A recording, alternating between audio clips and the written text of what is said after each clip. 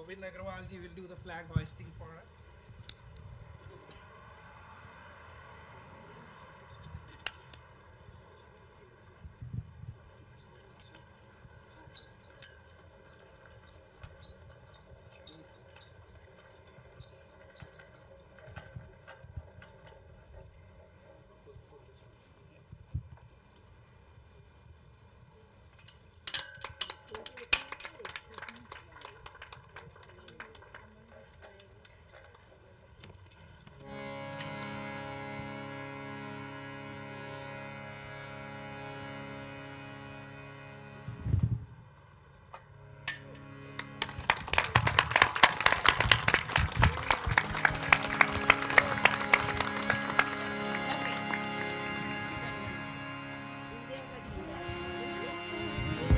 पहुंचेगा ये नहीं पहुंचेगा। जन मन अधिनायक जय हे भारत भाग्य विधाता। पंजाब सिंध गुजरात मराठा अवध उत्कल बंगा। हिमाचल यमुना गंगा उच्चल तरंगा। तब शुभ नाम में जागे तब शुभ आशीष मांगे। गाहे माता जनम गण मंगल नायक जय हे भारत भाग्य विधाता। जय हे जय हे जय हे जय जय जय जय हे।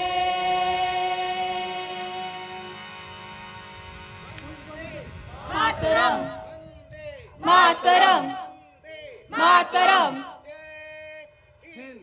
जय Hind. We can all go inside, take off your shoes, take little prasad.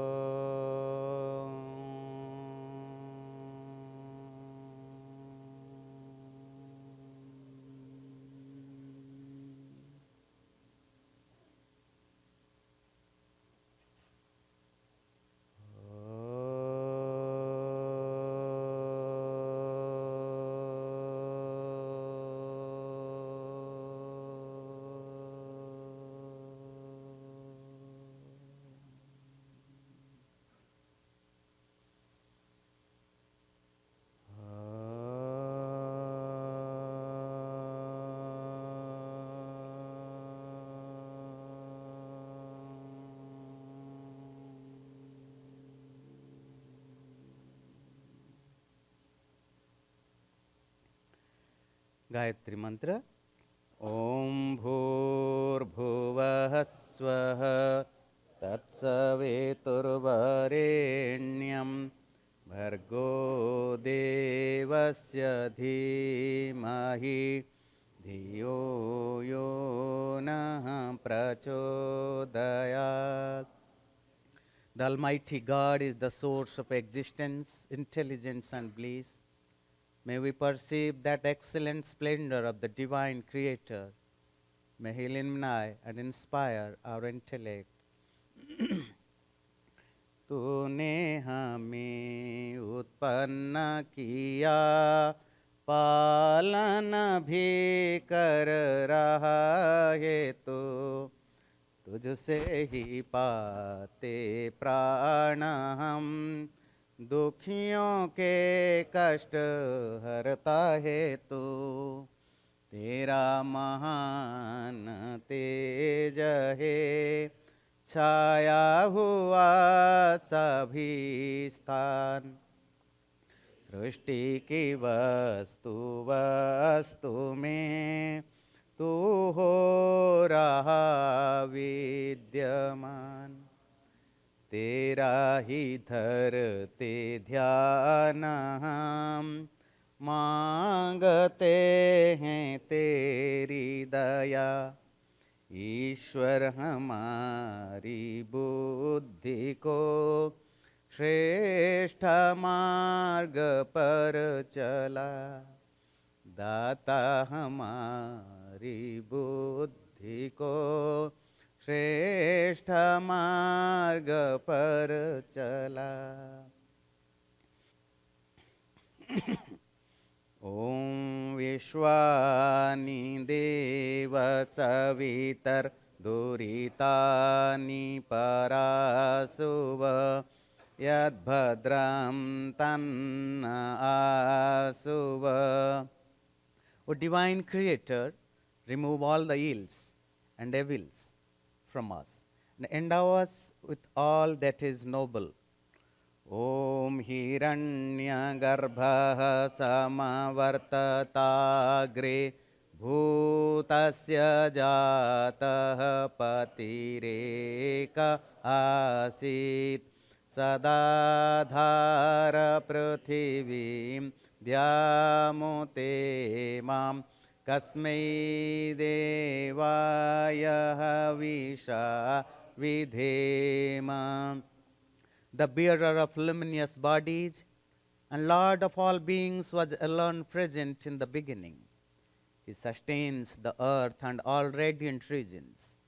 May we offer our oblations to that blissful being. Om ya atmada baladayasya vishwa upasate, prashisham yasya devaha यस्य छायामृतं यस्य मृत्युः, कस्मै देवाय हविषा विधेम। He is the giver and of spiritual and physical strength. He is meditated upon by the whole universe. He is the Lord of immortality and death. May we offer our oblations to that blissful being. ॐ यः प्राणतो निमिषतो महित्वैक इद्राज जगतो बभूव, य ईशे अस्य द्विपदश्चतुष्पदः, कस्मै देवाय हविषा विधेम। He by his majesty is supreme among all animate and inanimate things of the world. And he is the sole ruler of all creatures, consisting of all bipeds and quadrupeds. May we offer our oblations to that blissful being. Page number 18 अगर कोई book देख रहे हैं, बाकी जो projector देख सकते हैं वो प्रोजेक्टर से भी देख सकते हैं। ॐ येन द्यौरुग्रा पृथिवी च दृढा, येन स्वहस्तभितं येन नाकः, यो अन्तरिक्षे रजसो विमानः, कस्मै देवाय हविषा विधेम। He who makes the sky blazing and the earth steady, who supports the realm of light and heaven, who is the measure of the regions in the mid-space, may we offer our oblations to that blissful being. Om Prajapate Natvadetanyannyo Vishwajatani Parita Babhuva, Yatkamaste juhumastanno astu vayam syamapatayorainam. O Lord of all subjects, none except you forbid all these objects. May all our desires for which we come to your shelter be fulfilled so that we might become wealthy and prosperous. Om Sano Bandhurjanita Savidhata Dhamani Veda Bhuvanani Vishwa यत्र देवामृतमानशाना तृतीये धामन्नध्यैरयन्त. He is our friend, creator and sustainer.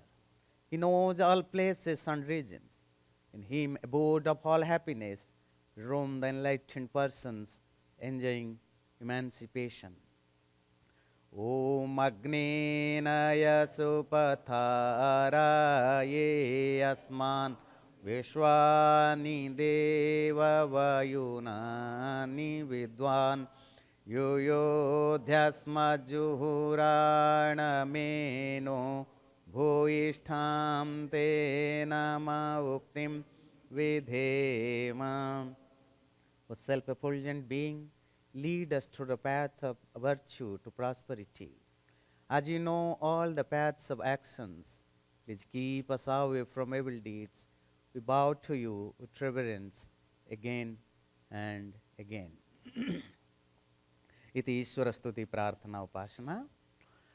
अब हम यज्ञ शुरू करने जा रहे हैं. आज के जो यजमान हैं, दोबारा नाम पढ़ लेते हैं.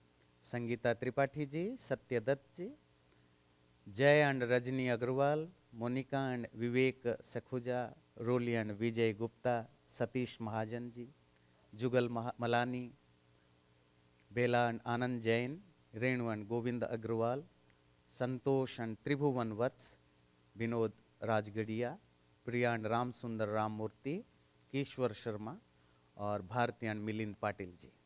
आप सबका स्वागत है. बड़े भक्तिभाव से यज्ञ में सम्मिलित होइए. चारों सत्रों में आज सुबह, आज शाम को, कल सुबह, कल शाम को चारों वेदों के चुने हुए कुछ क्योंकि समय हमारे पास सीमित है, सामान्य यज्ञ के अलावा चारों मंत्रों से चुने हुए कुछ मंत्रों से आहुतियाँ दी जाएंगी. पहले सत्र में हम ऋग्वेद के मंत्रों से आहुतियाँ देंगे. थोड़ी बहुत कुछ मंत्रों की चर्चा भी हम बीच में करेंगे. यज्ञ के बाद भजन, फिर प्रवचन आपको सुनने मिलेगा. तो अब हम यज्ञ की ओर बढ़ते हैं. सबसे पहला है आचमनम. There is water in front of you. Please take water in your right palm and with स्वाहा सिप इट. आपके सामने पानी रखा है, दाएं हाथ में ले लीजिए. जब मैं स्वाहा मंत्र के साथ स्वाहा बोलूं तो आप इसको पी लीजिए. ओम अमृतोपस्तरणमसि स्वाहा. और एक बार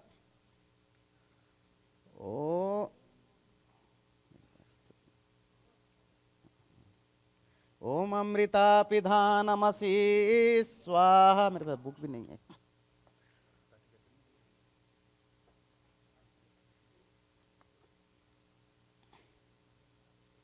ओम सत्यम यशः श्रीर्मयी श्रीः श्रयतां स्वाहा.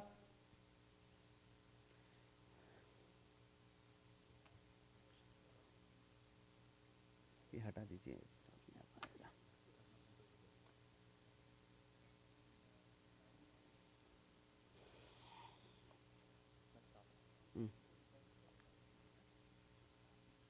चलिए, तब तक आप बाएं हाथ में पानी ले लीजिए. Now take water in left palm. Now we are going to touch different organs of our body. First left, then first right, then left.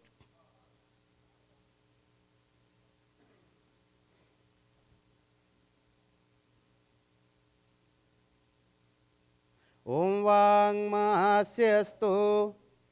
ओम नसोर्मे प्राणो अस्तु. ओम अक्ष्णोर्मे चक्षुरस्तु. ओम कर्णयोर्मे श्रोत्रमस्तु. ओम बाहोर्मे बलमस्तु. ओम ऊर्वोर्मा ओजवस्तु. ओम अरिष्टानि मे अंगानि तनुस्तन्वा मे सह सन्तु.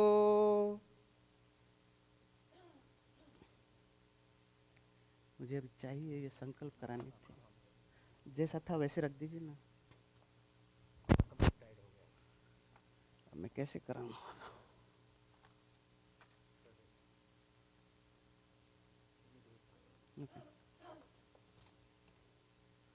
सॉरी पर 1-2 मिनट के लिए प्लीज, कुछ गड़बड़ हो गया है.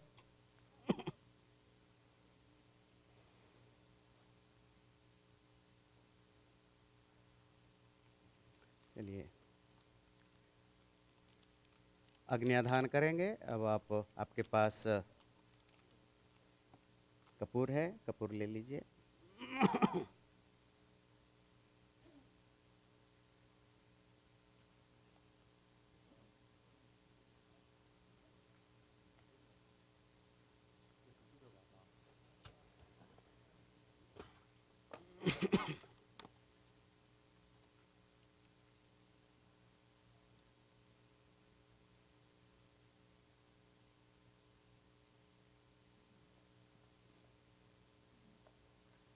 ओम भूर्भुवः स्वः। ओम भूर्भुवः स्वर्द्यौरिव भूम्ना पृथिवी वरिम्णा तस्यास्ते पृथिवी देवयजनि पृष्ठे अग्निमन्नादमन्नाद्याया दधे। थोड़ी सी घी हवन कुंड में डाल दें। ओम उद्बुद्ध्य स्वाग्ने प्रतिजागृहे त्वामिष्टः पूर्ते संसृजेथामयं च अस्मिन् च धस्ते द्युतरस्मिन् विश्वे देवा यजमानश्च सीदत।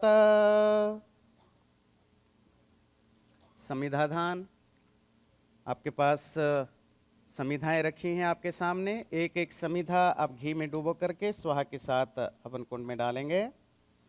ओम अयंत यद्मात्मा जात वेदस्तेने ध्यस्व वर्धस्व चेद्धवर्धय चास्मान् प्रजया पशुभिर्ब्रह्मा वर्चसे नान्नाद्येन समेधय स्वाहा।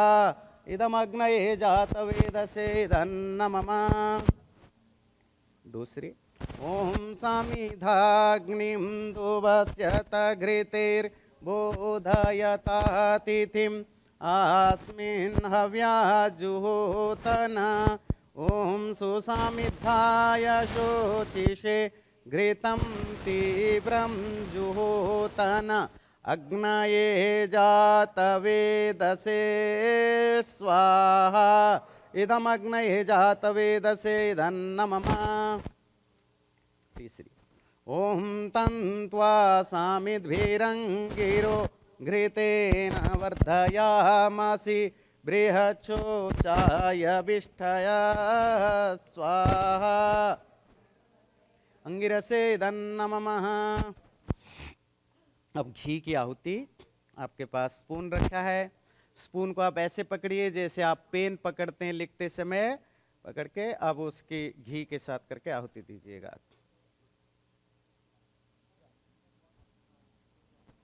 ओम अयंत यद्मात्मा जात वेदस्तेने ध्यस्व वर्धस्व चेद्धवर्धय चास्मान् प्रजया पशुभिर्ब्रह्मा वर्चसे नान्नाद्येन समेधय स्वाहा।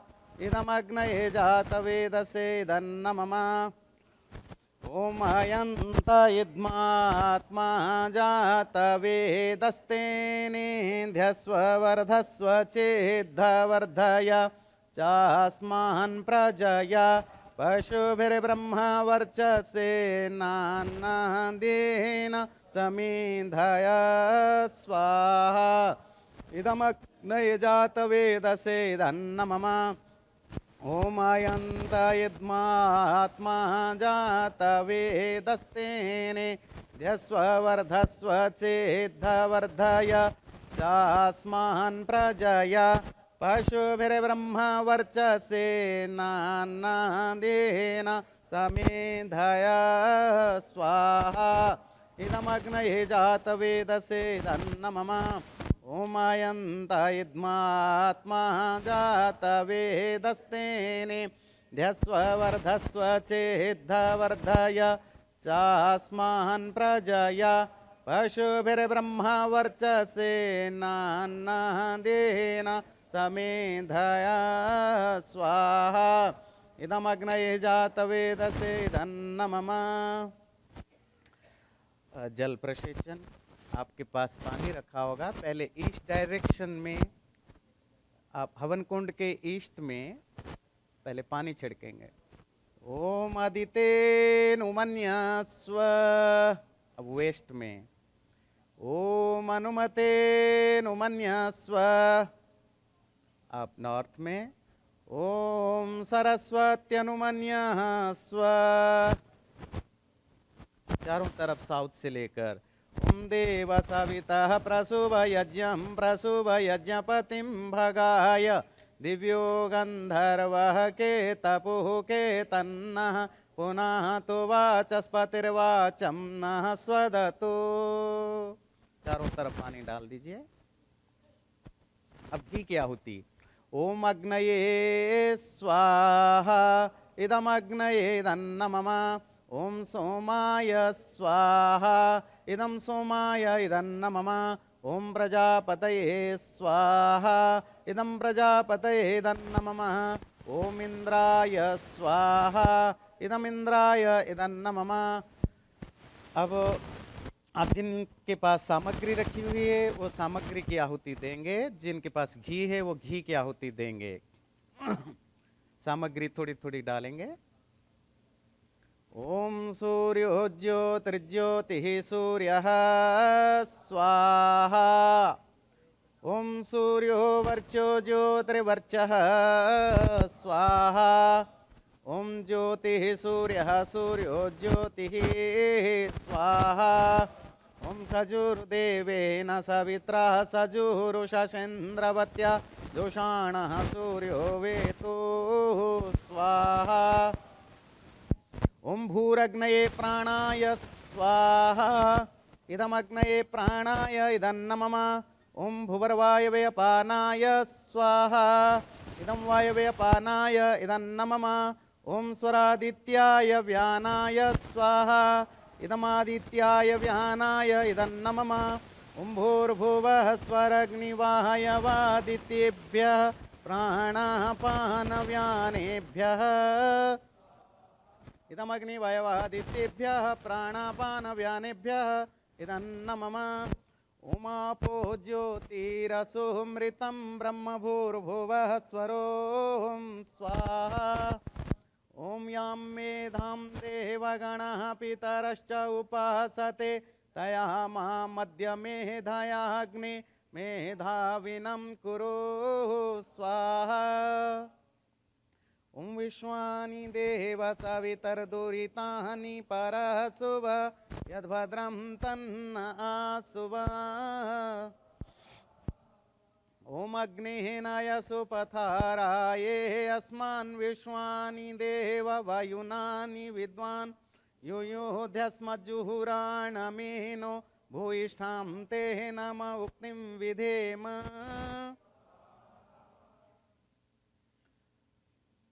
अब सामान्य आहुति के बाद हम ऋग्वेद के कुछ मंत्रों की आहुतियाँ देंगे। आज क्या आप यहाँ का दे सकते हैं? यहाँ से प्रोजेक्टर, एक मिनट। ऋग्वेद की आहुतियाँ देंगे। ऋग वेद का अर्थ ज्ञान होता है। वेद मीन्स नॉलेज। वैसे जो ब्रह्म शब्द हमारे यहाँ होता है, ब्रह्म शब्द का अर्थ सिर्फ ईश्वर नहीं होता है।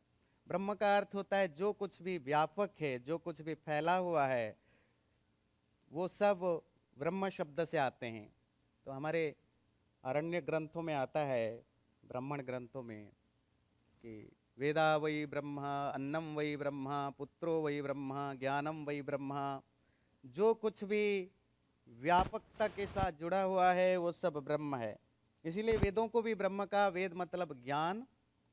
इसीलिए क्योंकि ज्ञान कभी एक जगह नहीं होता है। जब संसार में प्राणी होते हैं तो भी ज्ञान होता है, जब नहीं होते हैं तब भी ज्ञान होता है। हम सिर्फ ज्ञान आहरण करते हैं। और ऋग्वेद चारों वेदों अलग अलग विषयों पर फोकस करते हैं। ऋग्वेद का फोकस पॉइंट ज्ञान है, यजुर्वेद का कर्म है, एक्शन है, सामवेद की उपासना, भक्ति या डिवोशन है, अथर्ववेद का विषय विज्ञान या जो रियलाइजेशन है, जो आत्मा को, परमात्मा को समझने की जो ज्ञान है, उसे हम विज्ञान या अथर्व से संबंधित होता है। तो पहला मंत्र ऋग्वेद का, ओम अग्निमीळे पुरोहितं यज्ञस्य देवमृत्युजं होतारं रत्नधातमं स्वाहा। We worship that adorable God, the high priest of cosmic activities, the divine, the one who works through the eternal laws, who feeds and sustains all that is divine and luminous. Om Agni Purvebhirishibhiridyo Nutanairuta Sadevammiha Vakhyati Swaha. May the adorable God, eternally adorned by the seeds of time, past and present, be a source of inspiration to wise men of all ages. Pavakana Saraswati Vajibhirvajinivati Yajyam Vastu Dhiya Vasu Swaha. Om Chodayatri Sunrutanam Chetanti Sumatinam Yajyam Dade Saraswati Swaha. Divine speech, you inspire those who delight in truth, to instruct them who are diligent. Please assist us in our efforts to perform the organized sacred acts. Om Ano Bhadra Kratavo Yantu Vishwato Dabdhaso Paritasa Udbhidah Devano Sadamid Vruddhe Asanna Prayuvo Rakshitaro Dive Dive Swaha. May such auspicious, never-failing and elevating thoughts be achieved by us in all directions. May the divines grant us protection day after day without any obstruction in our progress. बड़ा सुंदर मंत्र है, आनो भद्रा क्रतवो यंतु विश्वतो। सारे संसार में जहाँ जहाँ भी जो अच्छी अच्छी बातें हैं, ज्ञान है, भद्र मतलब ऑस्पिशियस, गुड, वो सब मेरे पास आए। ये हमारी जो संस्कृति थी, जिस तरह का धर्म या हमारे धर्मशास्त्र थे, वो इतने ब्रॉड थॉट के साथ चलते थे कि दुनिया में कहीं कुछ भी अच्छा हो, शत्रु हो या दुश्मन हो, उससे भी कोई अच्छी चीज़ लेने की हो तो उससे हमें ले लेनी चाहिए। आगे चलते हैं। ओम मधुनक्तम उतोषसो मधुमत्पार्थिवम रजः मधोद्यौरस्तु ना पिता स्वाहा। May the night be sweet, so also the dawn. May the dust of the earth be full of sweetness. May the celestial region be sweet to us. Om madhumanno brihaspatiir madhumang astu suryah madhyurgava bhavantu naha swaha. May trees be sweet, may the sun be imbued with sweetness. May our milk kine be sweet to us. Om devastvashta savita vishwarupa pupusha praja purudha jajana ma cha vishwa bhuvananyasya mahaddevanam asurattamekam swaha. The divine architect, the impaler of all, the multiform, has begotten and nourished a numerous progeny. Since all these worlds belong to him, for God's glory in nature's bounties is great and unequaled. Ashmanvatiriyate samrabhadhvamutishthata pratarata sakhayah atra jahamaye asanna sheva shivan vayamuttarema bhivajan swaha. The great river of life conflicts flow alone. Be alert, rise up, cross over, my friends. Here let us leave those who are raised and hence unhappy. May we cross over this river to secure auspicious sacrificial boons. ये मंत्र एक metaphorical veg में बोलना चाहता है कि ये जो हमारी जो दुनिया है, हमारा जो जीवन है, वो कोई ऐसा सुंदर सी नदी की तरह नहीं जहाँ बिल्कुल 24 घंटे फ्लो चलता हो। इसमें कहीं अच्छा फ्लो भी होता है, कहीं पत्थरें हैं, कहीं रास्ता बंद होता है, बहुत सारी चीज़ें इसमें बह जाती हैं, अच्छा भी है, बुरा भी है। तो लाइफ इसी का नाम है। जीवन, जो भी व्यक्ति या बच्चे सोचते हैं कि जीवन हमेशा 24 घंटे बिल्कुल खूबसूरत है, ये असंभव है। जीवन में कोई भी चीज कभी हमारे इच्छा के अनुरूप नहीं हो सकता, और हमारे लिए जो परफेक्टनेस है हम उसी को परफेक्ट बोलते हैं। जो हमें हमारी इच्छा को पूरी करता हो, वह हमारे मन के अनुकूल हो, हम उसी को परफेक्ट मानते हैं। पर ईश्वर की इस सृष्टि में हर किसी की इच्छा कभी नहीं पूरी हो सकती है। हम दुनिया को जैसा चाहते हैं वैसा नहीं हो सकता। इवन हम खुद भी जैसा होना चाहते हैं वो खुद को भी नहीं बना पाते हैं। तो जीवन उबड़ खाबड़ पहाड़ों से भरा है, पत्थरों से भरी हुई नदी के समान है। तो अच्छा ये है कि जब आप एक बहुत खतरनाक नदी को, समुद्र को पार करने के लिए चले, बहुत दूर की यात्रा है, 100 साल की कम से कम यात्रा है, और आप चल पड़े जीवन की समुद्र को, नदी को पार करने के लिए। पर क्या है कि आप क्योंकि यात्रा पर चले हैं तो आपके पीछे 1000 किलो का, टन का सामान बंधा हुआ है। क्योंकि हमें लगता है कि सब लेकर चलूंगा, जहां भी जाऊंगा मेरे साथ मेरा बेड जाएगा, मेरी पिलो जाएगा, मेरा पानी पीने का खास तरह के वाटर बोतल जाएगा, मेरे खास तरह के खाने जाएंगे, सब साथ चलेंगे। वो तो दुनिया में कुछ गिने चुने लोगों को नसीब होता है, या तो कोई हेड ऑफ नेशन होता है या कोई बहुत ऐसे व्यक्ति हैं। आम आदमी सब कुछ साथ लेकर नहीं चल सकता। जो भी थोड़ा बहुत लेकर चलेंगे, अगर आप पहाड़ी में फंस गए, रेगिस्तान में फंसे, नदी के बीच में पार करना है, तो फिर आपको सोचना पड़ता है कि इतनी भारी चीजें लेकर मैं इतनी दूर तक कैसे जाऊं। खुद भी चलना है ना, तो क्या करते हैं, बहुत सारे सामान को निकाल के फेंकना होता है, जो वैसे तो लगता है बड़ा यूजफुल है। जैसे आपके क्लोजेट में, जैसे आपके स्टोर रूम में यूजफुल के नाम पर कितने कचड़े हम भर रखे हैं, 20-50 साल के डंप कर रखे हैं। सोचते हैं काम आएगा। इवन बाजार से खरीद लेते हैं, खरीद के सीधा डंप कर देते हैं, कभी काम आएगा।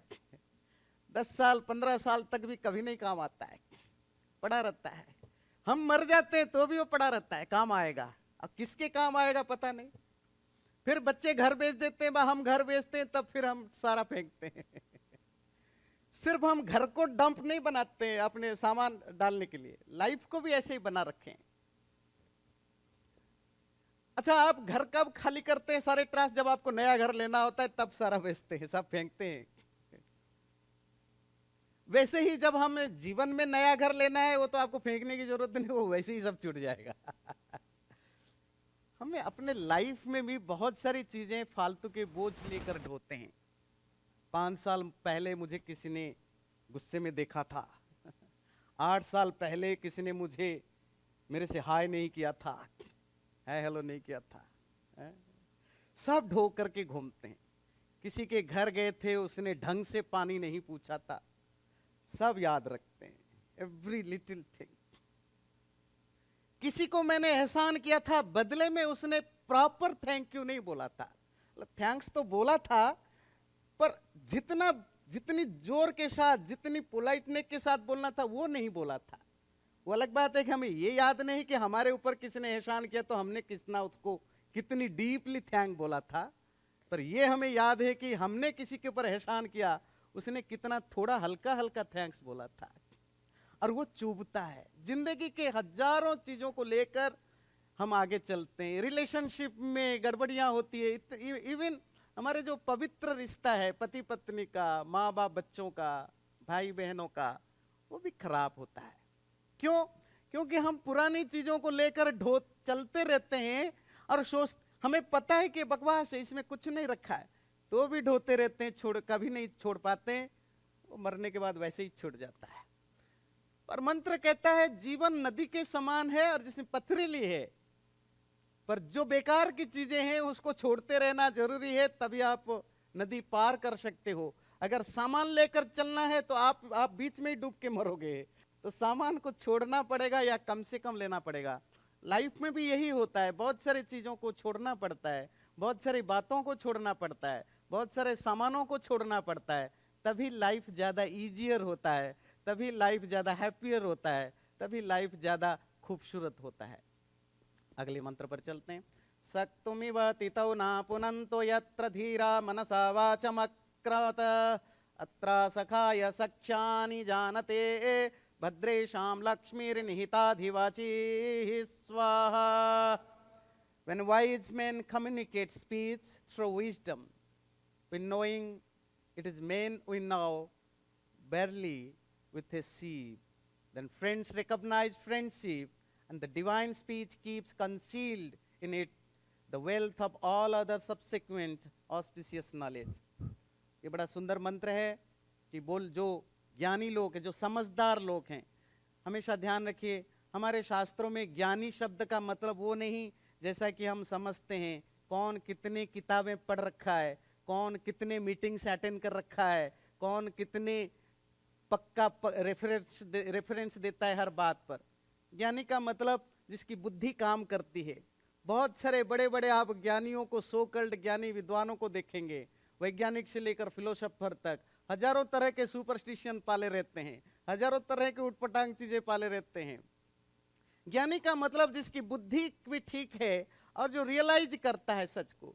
तो जो ज्ञानी लोग हैं उनकी जो भाषा है, वाणी है, वो वैसी होती है जैसे पिछले जमाने में जो सत्तू होती है, वो सत्तू पीसने के बाद उसको चालनी में छानते थे, तो ऊपर ऊपर का जो आज भी जैसे आटा, बहुत सारे लोग घर में जब भारत में जब आटा लेकर आते हैं फिर उसको छानते हैं चालनी से, और जो उसके ऊपर जो कूड़ा करकट भूसा होता है उसको फेंक देते हैं।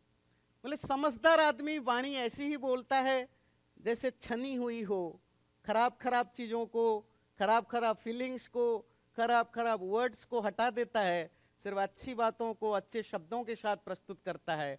और उसका रिजल्ट क्या होता है? बड़े मज़ेदार बात बताया कि जो व्यक्ति भाषा को समझ के बोलता है, पहला रिजल्ट तो उसके दुश्मन काम होते हैं। नेचुरली जब आप गुस्से में बोलते हैं, अकड़ के बोलते हैं, नेचुरली आप अपने दायरा ही घटाते रहते हैं। जितनी आपकी वाणी में मिठास होगा, परिमार्जित होगा, तो उतने आपकी मित्रता, आपको पसंद करने वाले लोग बढ़ेंगे। दूसरी चीज है कि आपकी लक्ष्मी, लक्ष्मी मतलब धन, शोभा, सुंदरता, जो कुछ कहिए। लक्ष्मी का मतलब धन नहीं है, लक्ष्मी का मतलब वो सब कुछ जिससे आप अच्छे लगते हैं। पैसे से भी आप अच्छे लगते हैं, ज्यादा पैसा हो तो भी आप अच्छे लगते हैं, ज्यादा ज्ञान हो तो भी आप अच्छे लगते हैं, शकल सूरत अच्छा है तो भी आप अच्छे लगते हैं, आपका व्यवहार अच्छा है तो भी आप अच्छे लगते हैं। जिससे आप अच्छा लगेंगे वो सब लक्ष्मी है, श्री है। तो आपकी लक्ष्मी भी बढ़ती है, आपकी मित्रता भी बढ़ती है, अगर आपकी भाषा पर आपका संयम है, नियंत्रण है। उतत्व पश्यन्न ददर्श वाचम उतत्व शृण्वन्न शृणोत्येनाम उतो त्वस्मै तन्वं विसस्रे जायेव पत्य उशति सुवासाः स्वाहा। यो न पिता जनिता यो विधाता धामानि वेद भुवनानि विश्वा यो देवानां नामधा एक एव सम्प्रश्नं भुवनायन्त्यन्याः स्वाहा। समञ्जन्तु विश्वदेवा समापो हृदयानि नौ सम्मातरीश्वशं धाता समुदेष्ट्रि दधातु नौ स्वाहा। ये भी बड़ा सुंदर मंत्र है। May the entire assembly of the invited guests unite hearts of both of us. May we be united, we means husband and wife, like the mixed waters. May we be united like the vital breaths, like the creator and his creation, like the receptor and his disciple. May we both be loving to each other. ये पति पत्नी के मंत्र है। जब आपका विवाह हुआ होगा तो पंडित जी ने मंत्र जरूर बोला होगा, कुछ पंडित जी ने अर्थ बताया होगा, कुछ ने नहीं बताया होगा, कुछ पंडित जी ने 2-4 मिनट तक समझाया होगा आपके अच्छे के लिए। ये बड़ा सुंदर मंत्र है, ये ऋग्वेद का मंत्र है 10वें मंडल का। पति पत्नी एक दूसरे से प्रॉमिस करते हैं कि हमारा जो मन है वो ऐसे ही मिले शादी के बाद जैसे 2 नदियों का पानी, अलग अलग तरह के पानी जब मिल जाते हैं। आपने कभी देखा है कि 2 अलग अलग जगह के पानी को आप लाइए और आप उसको मिक्स कर दीजिए, फिर आपको कोई बोले कि जहां से जो पानी लाया था उसको अलग करो? मुश्किल है। पानी गंगा की हो यमुना की हो कहीं की हो, जो दोनों को आप मिला देते हैं मुश्किल कर देते हैं। पर ध्यान रखिएगा, पानी का सोर्स बिल्कुल अलग अलग जगह से है। अगर गंगा की पानी है तो गंगा का सोर्स अलग है, गंगोत्री से आई है, कितने तरह के जड़ी बूटियों के होकर आई है, कैसे कैसे पथरीली जमीन से रेतों से होकर आई है। उसकी अपनी एक जियोग्राफी है, अपनी एक हिस्ट्री है, अपना एक फिलॉसफी है। किसी दूसरी नदी की अपनी प्रॉब्लम्स है, अपनी हिस्ट्री है, अपनी बायोग्राफी है, अपनी जियोग्राफी है, सब कुछ अलग है।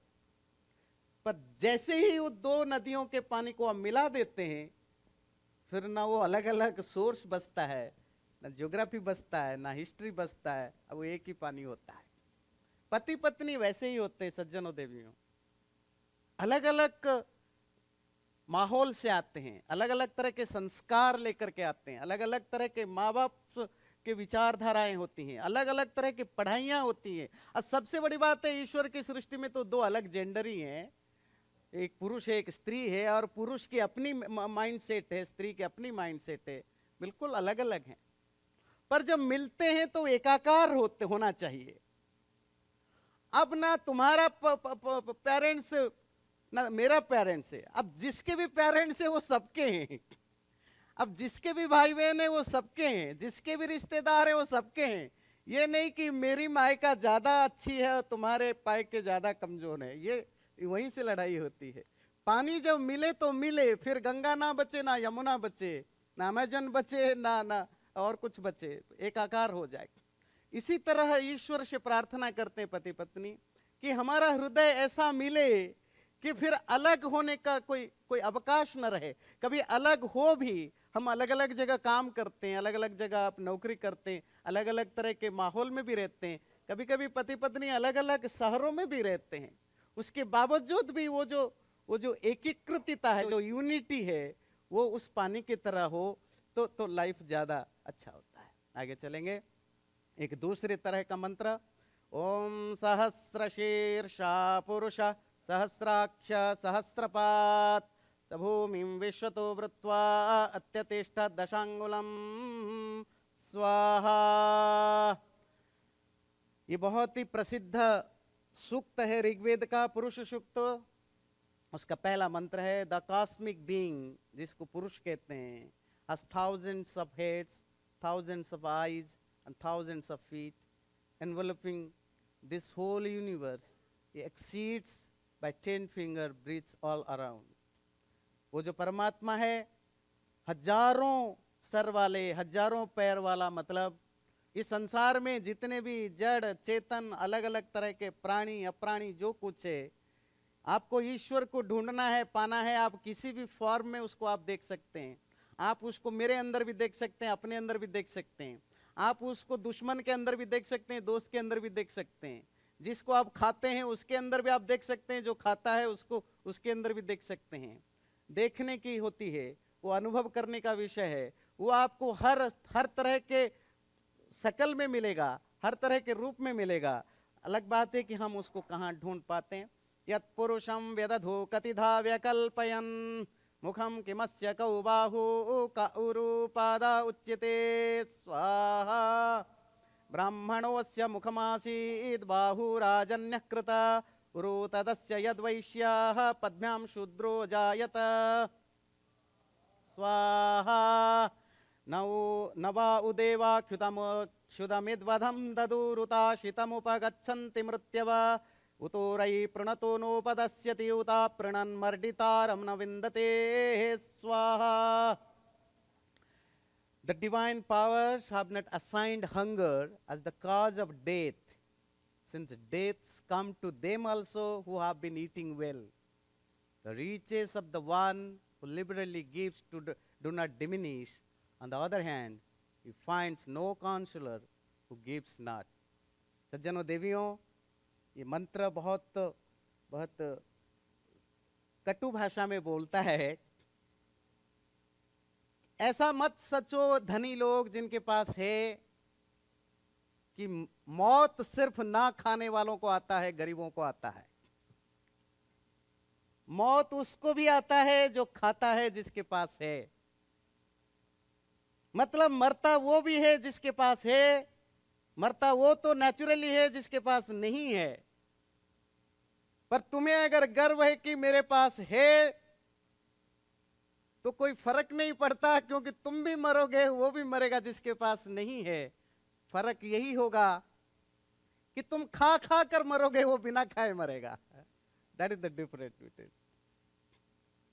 तो अच्छा क्या है, अगर ईश्वर की कृपा से तुम्हारे पास है, जो नहीं खाया खा पाता है, जिसके पास नहीं है उससे थोड़ा शेयर करो। कम से कम उस बांटने से आपको, आपकी आत्मा में पवित्रता आएगी, आपके मन में शुद्धता आएगी, आप कुछ पुण्य संचय करेंगे, किसी की दुआ आपको लगेगा। आफ्टर ऑल मरना तो सबको है, सबको एक ही तरह के जाना है। और जो नहीं देता है उससे बड़ा कोई पापी नहीं होता है। अगला मंत्र उसी से जुड़ा हुआ है। य आद्रा य चकमाना य पित्तु अन्नवांसन रफिता य उपजुग्मसे स्थिरम मना कृणते सेवते पुरोतो चित्समर्डितारम न विन्दते।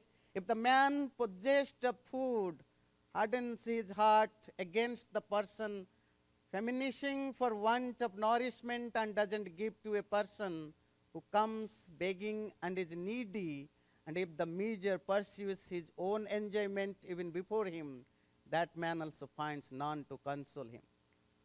आपने स्वाहा के साथ आहुति दे दीजिए। शायद मैंने स्वाहा बोला नहीं, जिन लोगों ने आहुति नहीं दी दे दीजिए। जो लोग हम जिनके पास है अपने परिश्रम से, ईश्वर की कृपा से, अगर उनके पास कोई मांगने आता है, किसी को जरूरत है, या हमारे कोई बंधु हैं, मित्र हैं जिनको जरूरत है, अगर हम उनको नहीं देते हैं, तो मंत्र कहता है तुम्हें भी जब कोई जरूरत पड़ेगी, सुख ढूंढना होगा, तुम्हें भी जीवन में कभी सुख नहीं मिलेगा। धन जरूर होगा तुम्हारे पास, पर सुख नहीं मिलेगा, ढूंढते रहोगे। जो मांगने वालों को, जो जरूरतमंदों को, जो अपने लोगों को शेयर नहीं करता। और थोड़ा उसी बात को और एक बात में कहते हैं, मोघमन्नम विन्दते अप्रचेता सत्यम ब्रवीमि बधयत्सतस्य नार्यमाणं पुष्यति नो सखायं केवलाघो भवति केवलादि स्वाहा। ये भी थोड़ा और कटु शब्द है, ये वेद का मंत्र है, मेरी भाषा नहीं है, इसीलिए कटुपन मेरा नहीं है, वेद का है। The foolish man that shows no hospitality acquires food in vain. I speak the truth when I say that food shall cause his ruin. He finds no faithful comrade nor a friend. He who eats alone verily eats nothing but a sin. जो अकेला खाता है वो अकेला पाप ही खाता है।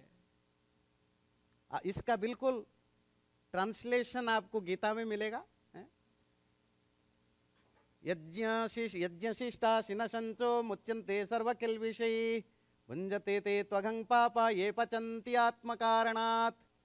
वहां यज्ञ का अर्थ आहुति देना नहीं था गीता में। सामाजिक दूसरों की जरूरत को पूरा किए करके जो अपने कमाए हुए चीजों को भोगता है, वो उस परमात्मा के प्रसाद को प्राप्त करता है। पर जो अकेला खाता है, जो अपने लिए बनाता है, अपने लिए कमाता है, वो सिर्फ पाप ही खाता है। ये इसी ऋग्वेद मंत्र का वहाँ छाया है गीता में, कि जो लोग अकेले खाते हैं। अब देखो कितने जोर के साथ बोलना चाहता है ऋषि कि सत्यम ब्रवीमि, I am speaking the truth, मैं सच बोल रहा हूं। जो अकेला खाता है वो पाप ही खाता है। जो समाज में जहां जरूरत है वहां नहीं देता है, अकेला खाता है, वो पापी होता है। क्यों देना क्यों जरूरी है? आप सोच सकते हैं कि भाई मैं कमाता हूं तो मैं दूं क्यों, मैं तो खुद कमाता हूं। तो ऋग्वेद का अगला मंत्र उसका एक बड़ा सुंदर सोल्यूशन देता है। समौ चिद्धस्तौ न समं विविष्ट सम्मातराचिन्न समं दुहाते यमयोश्चिन्न समावीर्याणि ज्ञाति चित्संतो न समं प्रणीत। ये दोनों हाथ आप देख रहे हैं एक जैसा नहीं है। स्वाहा। एक गाय के 2 बछड़े एक जैसे दूध नहीं देते हैं, एक माँ के 2 बच्चे एक जैसे नहीं होते हैं। आप समाज में अपने जैसा सबको नहीं कर सकते हैं। हो सकता है 2 लोग एक ही तरह के मेहनत करते हैं पर रिजल्ट दोनों को एक जैसा नहीं मिलता। इसीलिए मत कोसो क्योंकि तुम गरीब हो, क्योंकि तुमने काम नहीं किया। मैं धनी हूं क्योंकि मैं मेहनत करता हूं। दुनिया में करोड़ों लोग हैं जो आपसे करोड़ों गुना ज्यादा मेहनत करते हैं, जो 22-22 घंटे मेहनत करते हैं, उसके बावजूद भी उनका पेट नहीं भर पाता है। तो मेहनत कारण नहीं होता है, बहुत सारे फैक्टर्स होते हैं।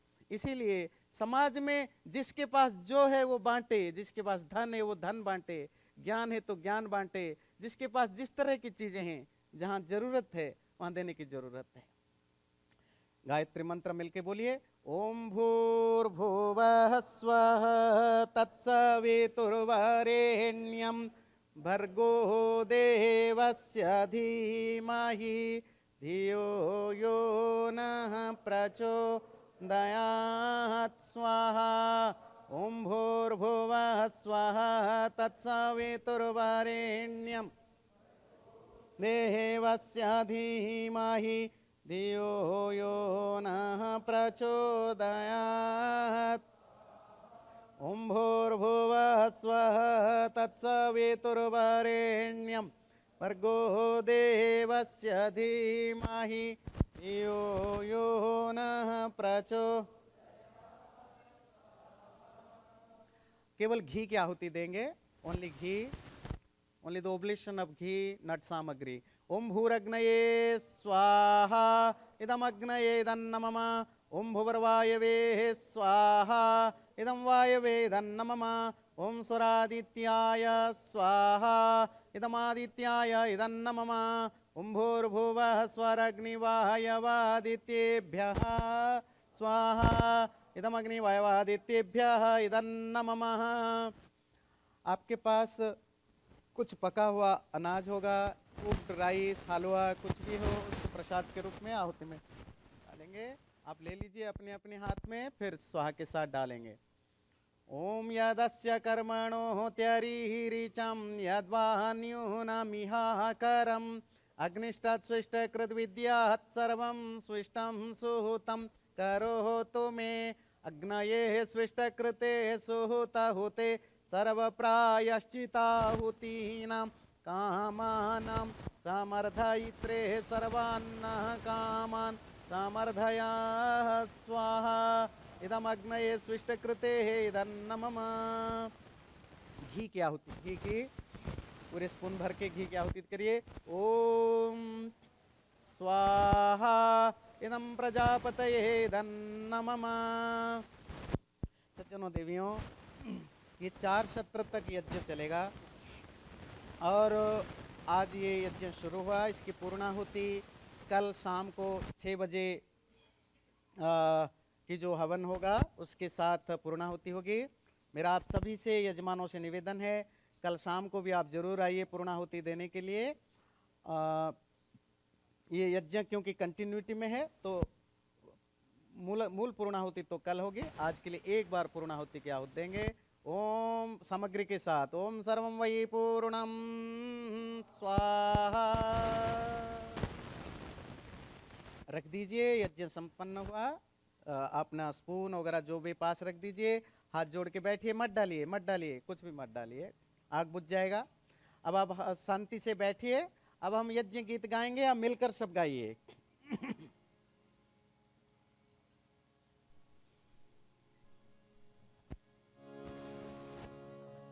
Can you say Mahi go little louder. यज्ञ रूप प्रभु हमारे भाव उज्ज्वल कीजिए। छोड़ देवे छल कपट को मानसिक बल दीजिए। वेद की गाएं रचाएं सत्य को धारण करें। हर्ष में हो मग्न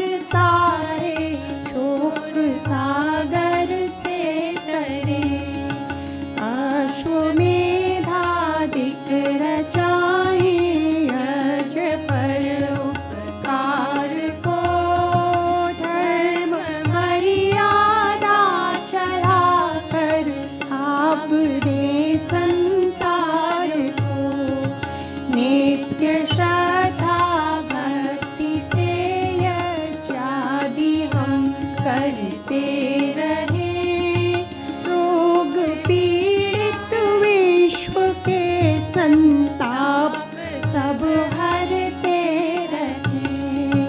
भावना मिट जाए मन से पाप अत्याचार की, कामनाएं पूर्ण होवे यज्ञ से नर नार की।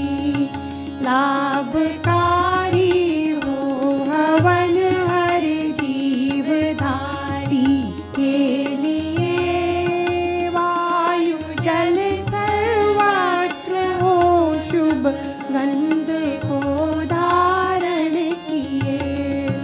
स्वार्थ भाव मिटे हमारा, प्रेम पथ विस्तार हो।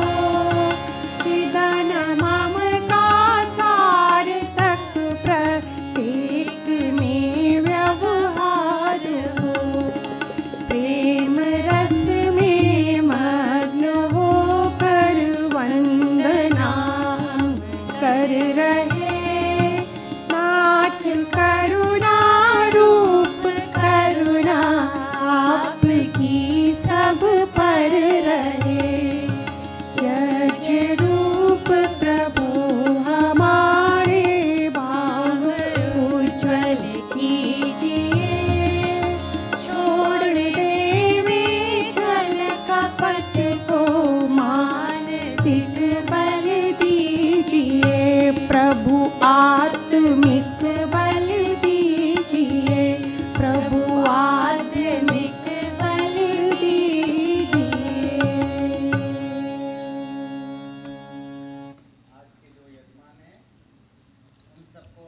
देने के लिए बाकी सब मेरे साथ मिलकर बोलें, ईश्वर से प्रार्थना करेंगे कि आज के जो यजमान उन पर उनका आशीर्वाद बना रहे।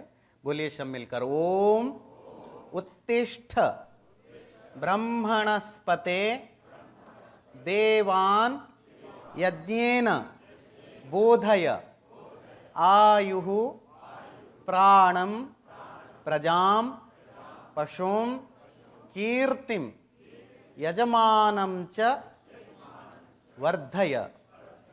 अपने कहो, the master of knowledge arouse in the wise persons the divine thoughts, make the host of yajna prosperous from all sides by providing him and or her with long life, vitality, progeny, cattle, fame and other prosperities.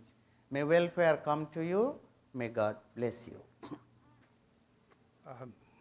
आदरणीय आचार्य जी, पूज्य मातृशक्ति, बहनों, भाइयों, बच्चों,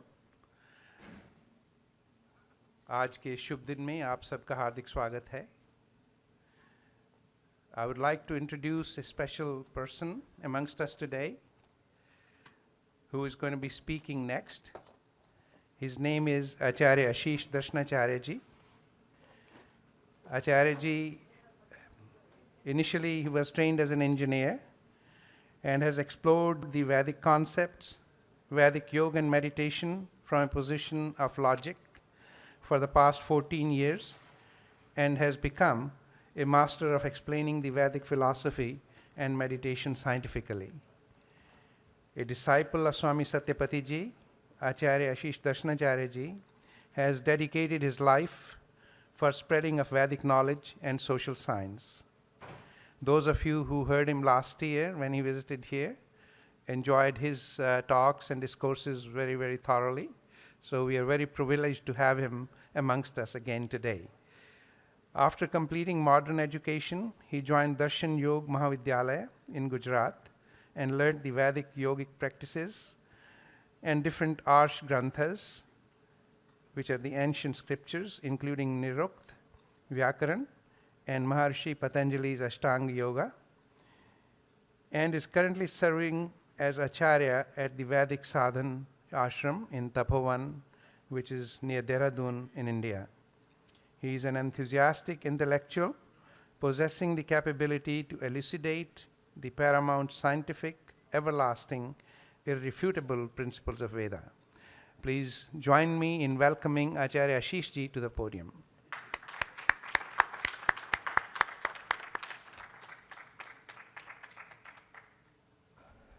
Thank you very much for giving warm welcome.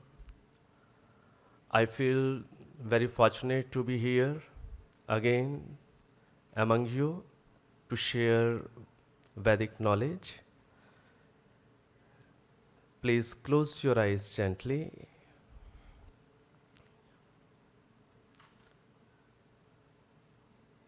Closing your eyes, please start deep breathing, sensing your breath inside the nostril. Please inhale smoothly without holding inside, sensing your breath. Please exhale gently. Be focused inside the nostrils. Sense your breath and please repeat this procedure on your own 2-3 times. Inhale deeply, sensing your breath. Exhale gently. Be relaxed. Be calm.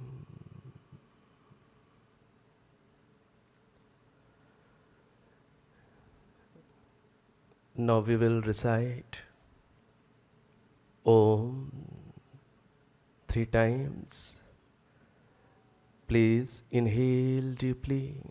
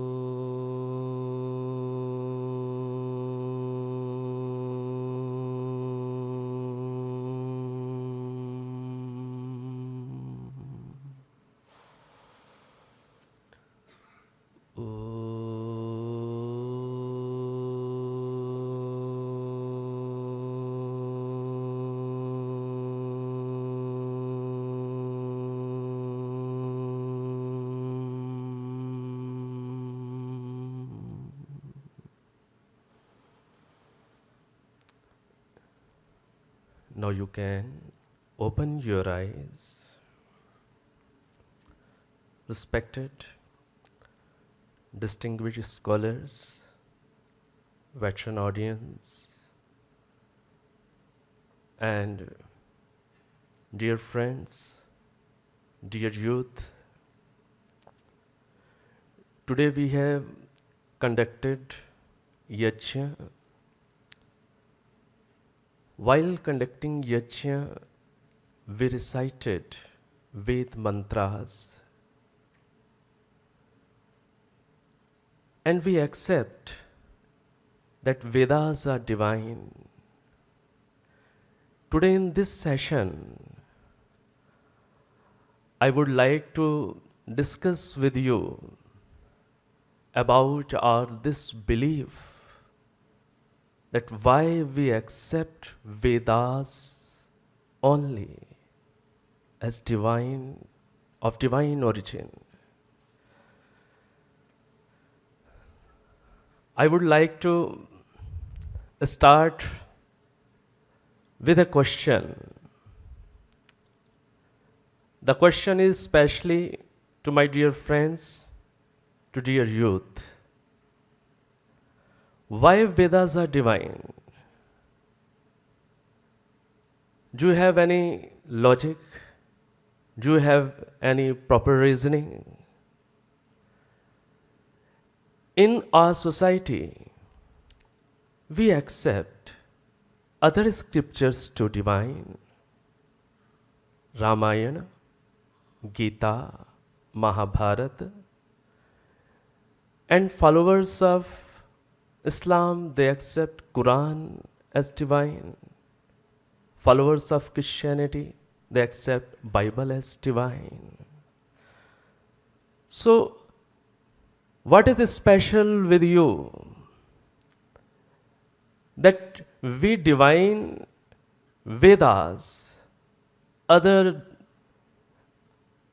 beliefs are different, may be different. Then how can we go in search of truth? That among all these scriptures, which one is of divine origin? So, I am hoping answer from a youth. Can anyone try to convince by giving any proper reason or logic that why we accept Vedas divine? And just I want to clear that here on podium, I am not here to deliver a pravachan. For pravachan, I will be there. This is an interactive session. So, why we accept Vedas divine? And I think our fundamentals, to strong our fundamentals, to have solid basic knowledge, a interactive session is essential. Yes, please. I'm waiting. And I can request you to just firstly to youth, and then after I am open for everyone. Accepting this, that soul is immortal, soul is imperishable, that's why all souls are youth. Yes, please. Yes, please. Yes, Isha ji.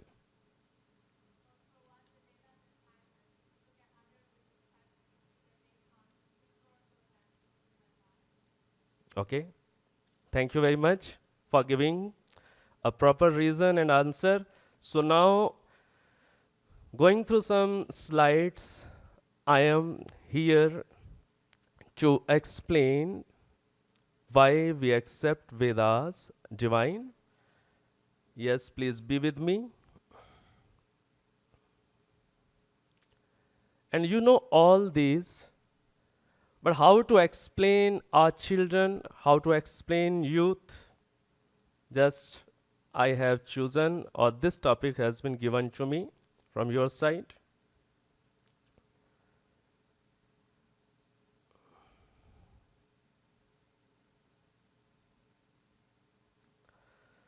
Why Vedas are divine? So, what are the parameters? How can we test for any book? The first one is this: the supreme knowledge should be originated from the same Lord who is the creator of the universe. Therefore, there should be no contradiction between what we read in the text and what we observe in the universe.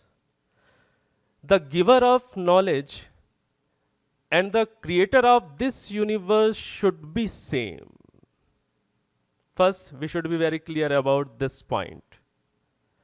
And if the giver and creator is same, then there should be no contradiction in text and in this manifested world.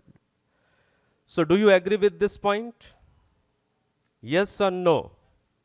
Please be with me, because I will ask so many questions to confirm me that audience are here and they are not sleeping.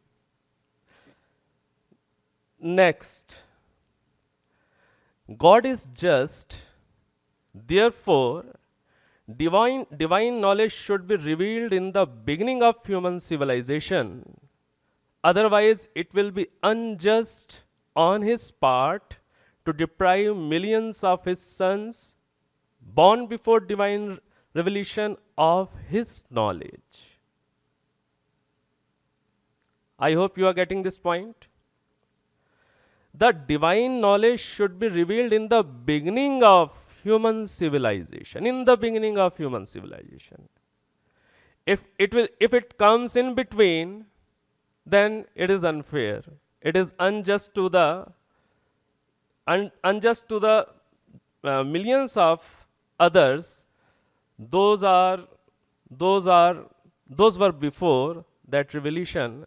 So it should be revealed in the beginning of human civilization. We are just discussing, we are trying to understand the parameters, the causes. Then in conclusion, we will conclude that which book is following all these parameters and which is divine. Do you agree with this? Next.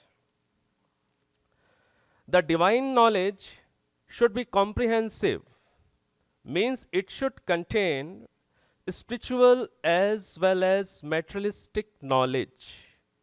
It should give sufficient insights in practical life as well, science, technology, medicines, society, economics, mathematics, finance, research, education, and so on.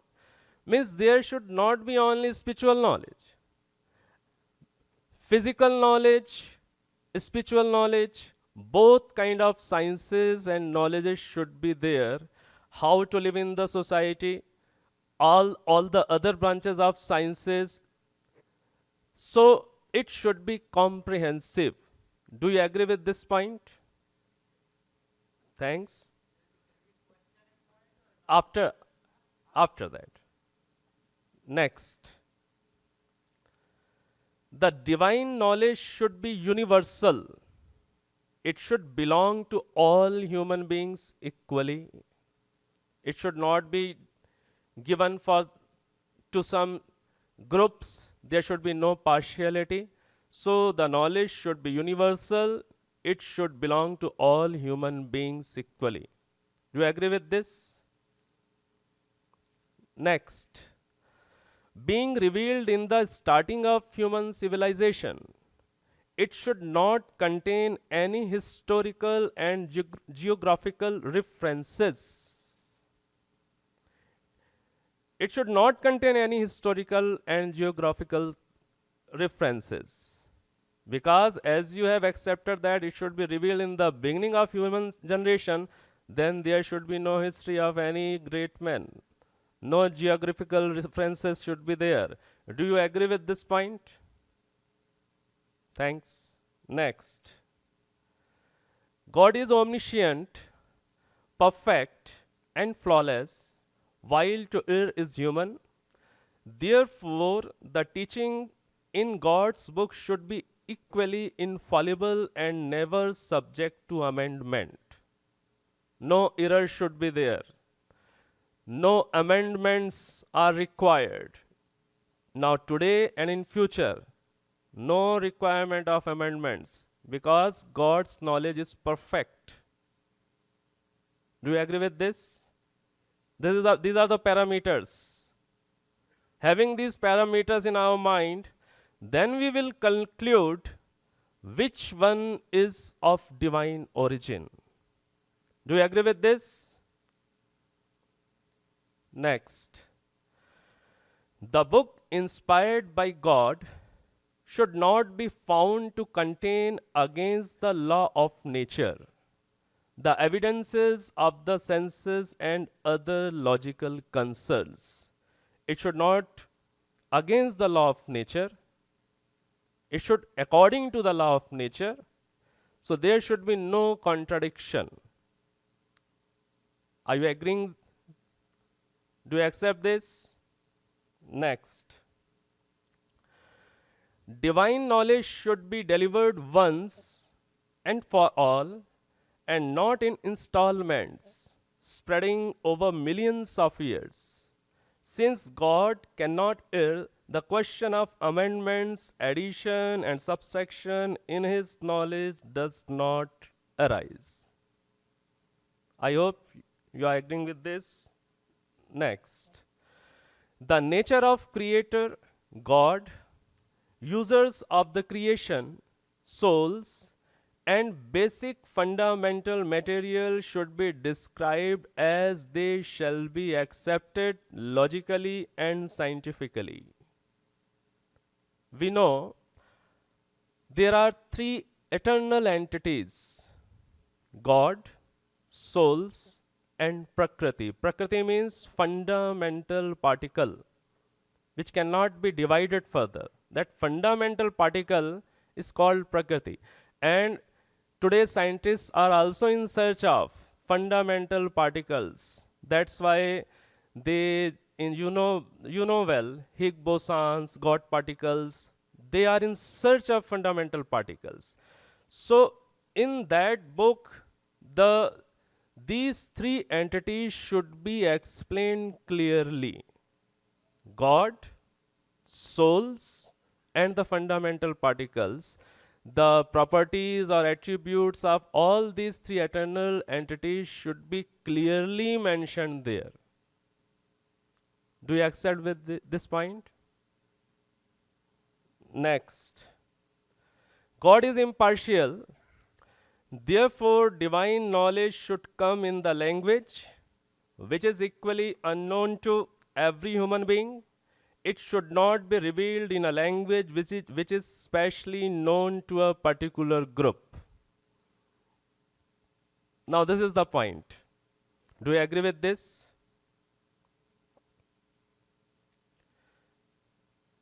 If knowledge is revealed in a particular language, if it is revealed in Arabic, if it is revealed in English, then a group is familiar with these languages, not the all human beings.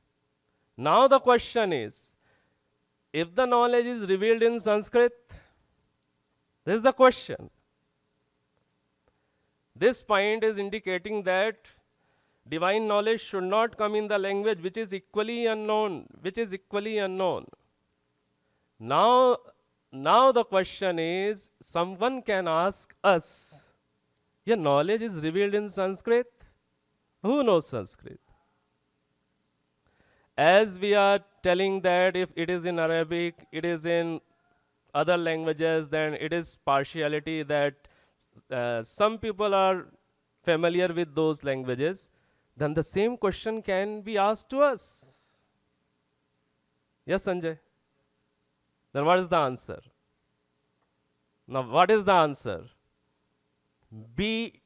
Just focus yourself, and answer is inside you.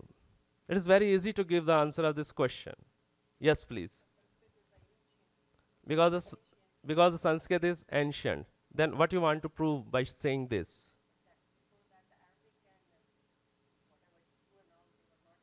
Yeah, there were no other language was there. No any form of languages. So in starting, it is equal to everyone. That no one was familiar with any language. So the knowledge is coming in a language which is unfamiliar to everyone. So there is no partiality. Are you getting me? In starting, there was no language other than Sanskrit. Only one language, and which was equally unknown to every human being. And groups are formed later on. Initially, for the human beings, there was only, the knowledge was revealed in the language which was equally unknown. And that language is God's chosen, that is Sanskrit. That is the most scientific language. Have you got this point? Do you agree with this? Now, any question on these points? Do you have any question on these points? Yes, please.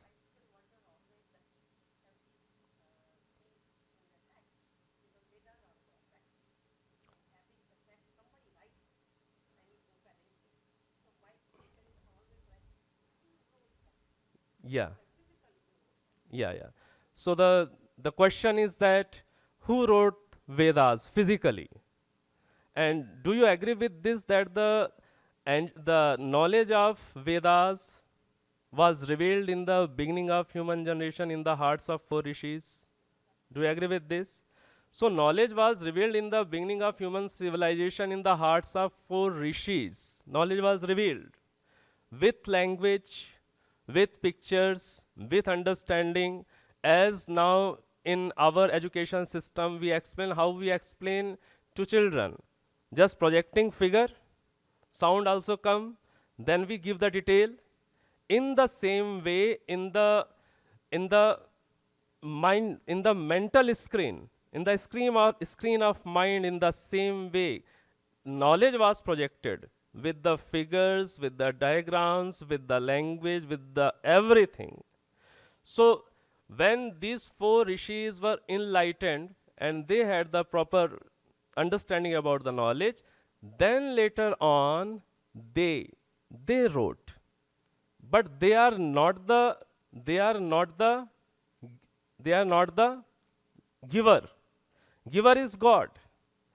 And later on, same rishis, they, for the others' convenience, these knowledge has come in the form of books. So, but when historically, if you want to know that how many years ago, when it happened, then we don't have proper historical background now at present. Any other question? Yes.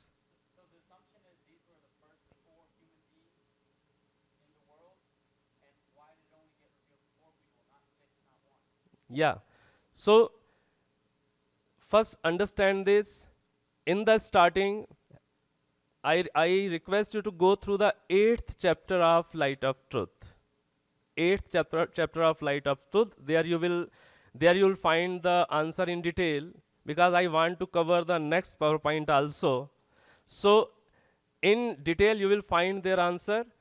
In simple way, just in starting, so many human beings were born, not only 4. So God chose only 4 because they were the purest one. And why only 4, not 6? This is your question. So the knowledge is divided in 4 things. Knowledge.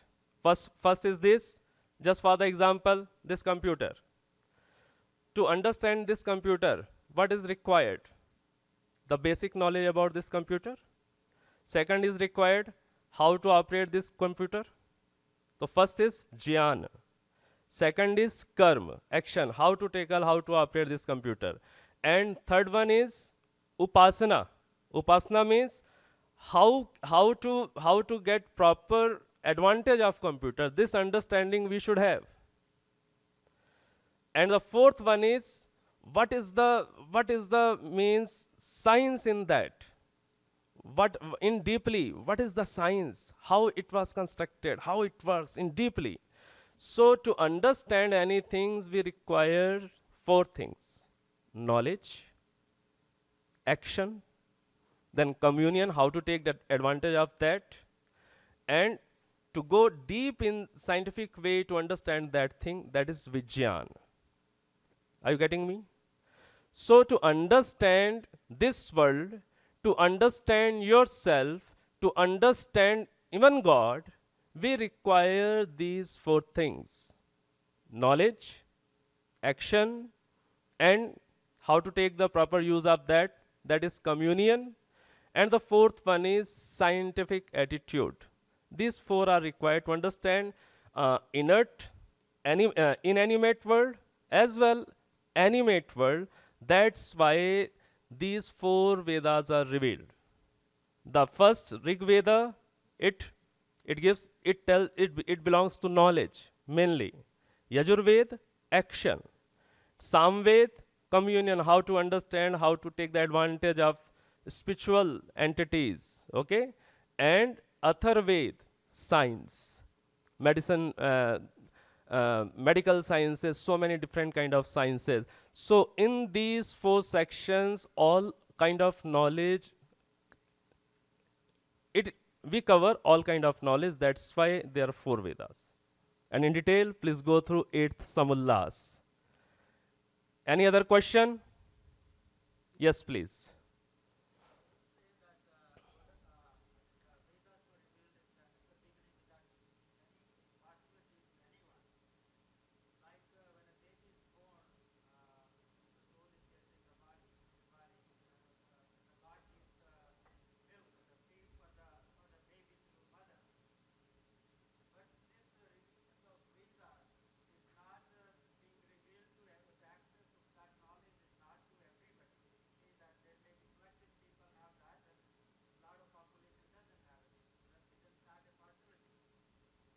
Okay. So just please think in this way. Here so many people are, okay, and they have different kind of ability and background. Do we have different kind of ability and background? Different kind of potential capacities? Do we differ in this way? We differ. If you want to, if you want to give something good, then how will you give? You will choose the best one and you will train them to propagate that best thing to others, because all have different capacity and eligibility.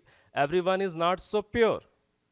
There may be some so much selfish, they will just keep that knowledge with themselves. They will not even go for the propagating that knowledge. So because every at that time also everyone has different kind of capacities and skills and purity. Why? Because it is ongoing journey. Before in the previous creation, what kind of karmas or deeds, what kind of purity they had, according to that, after the state of dissolution, pralay, in the next creation, they are now again in the form of physical form. So they have different kind of potential. So as we do, we select someone and then we train them, and then we suggest them to propagate the knowledge in the same way God did in the starting. So I think that if you will just think in this way, you will appreciate this. You will not feel that was impartiality. Yes, please. Yes, please come forward. Yes, please.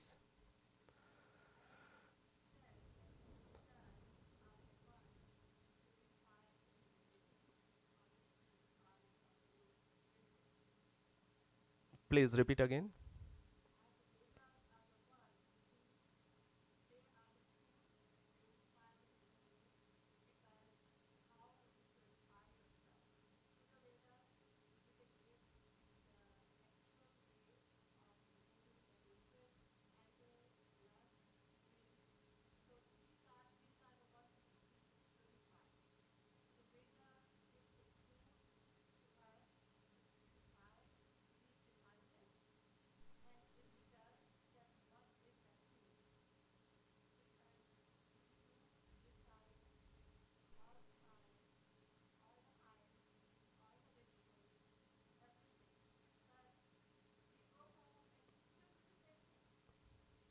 Then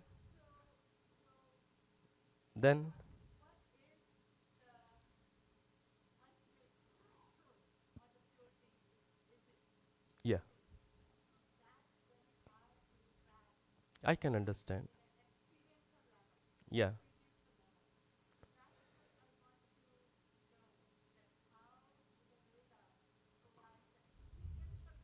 Yes. Yes. Yeah, I can understand. So I don't have much time to explain your question on mic first, because I understand people sitting behind, they even couldn't understand because there's no mic on your hand. So just in short, knowledge, only knowledge never purifies. Just understand. Just understand. Having knowledge, when we implement, when we imbibe in, according to the knowledge, when we imbibe, when we bring in good values, okay, that purifies. Knowledge, it helps. In the same way, Vedas, they tell the true meditation technique. They, they tell us about the real nature of God. So, this is theoretical part. This is only theoretical part. Having this, now having this theoretical part, there we should go for the practicals. Without learning practical techniques, how only having theoretical knowledge anyone can be pure? It is not possible. So, first our theoretical part should be very clear, understanding should be very clear. Then according to that, when we put our wholehearted efforts and we go for the practical, that purifies us. Now please, no much time is with me. I have, yes please. We can discuss later on, after this session. Yes, Vedas were revealed and heard by four rishis. yes, So they heard it, and somebody must be telling them the story, like Satyanarayana Katha. Somebody was telling the story, and they were listening. Who was he, and how he told the story? okay. So yes, just please, I think you are clear about the existence of God. Does God exist or not? God exists, we accept this. And where does God exist? Where does God exist? This is the next question. Yes, please. Where does God exist? Please give them mic. Yes, good. Means he exists everywhere. He exists in the heart, he exists in the soul also. So, God, who is existing in the souls of who exists everywhere and who was in the souls of four rishis, he is the giver of the knowledge. He gave the knowledge. So the omnipresent God who was dwelling in the hearts of four rishis, in the souls of four rishis, he gave the knowledge. This is the answer. Please, Mike.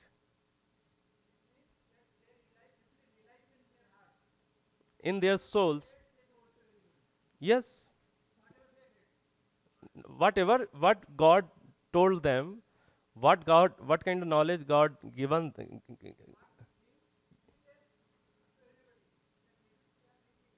Not thinking. Thinking can be mine. No. What knowledge is just given, they were the propagator of that knowledge, rishis.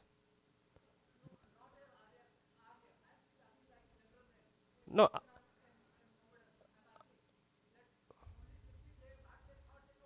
Not thought. Yeah, what God revealed them, they were just propagated that knowledge.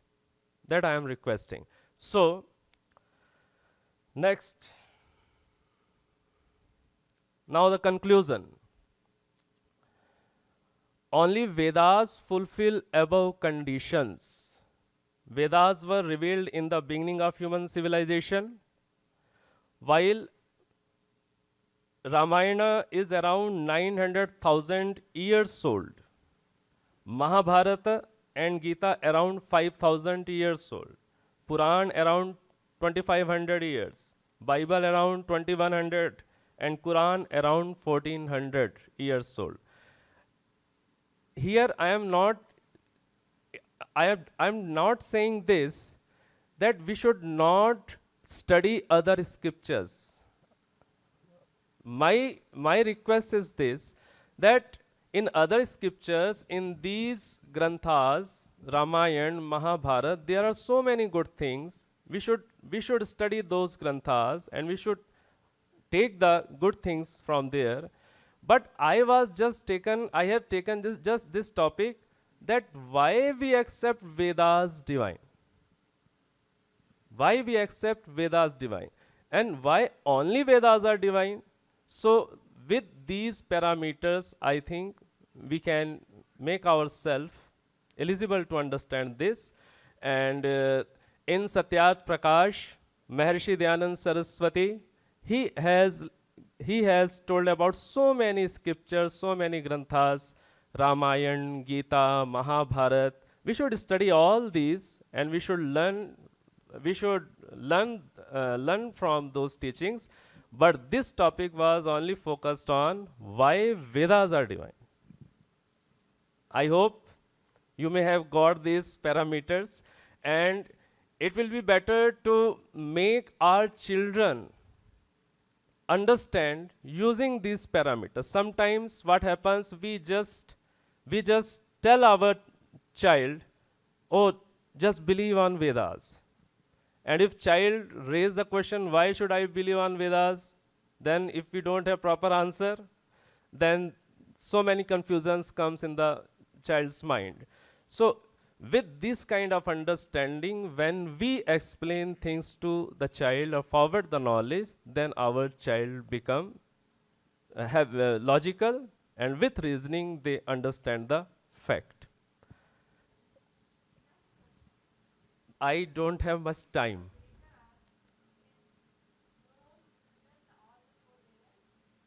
Pardon? Yes? Yeah.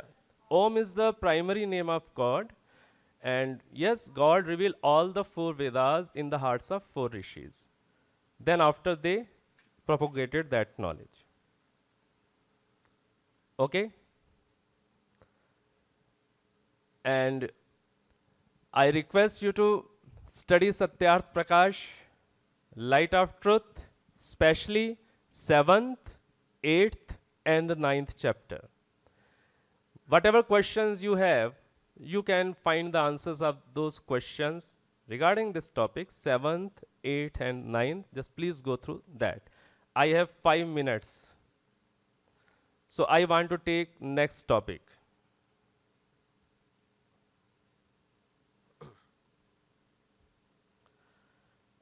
I am just taking this topic just how to understand our children. The next topic is we conducted Havana, Yajna. Then why should we do Yajna? Why should we do Yajna? If you have some scientific answer, and if you have ability to explain your child scientifically, then you can convince child. Otherwise, it is very hard to convince children today to be the part of Havana. So this is the next. Just I will finish on time.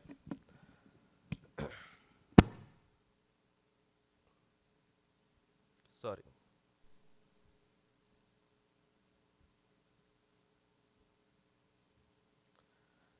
This is simple, you know, 5 kind of yajnas. Yogiraj Sri Krishna, he used to conduct Havana. Why do we perform Agnihotra, Havan, Hom, Yajna? Physical aspect of Yajna.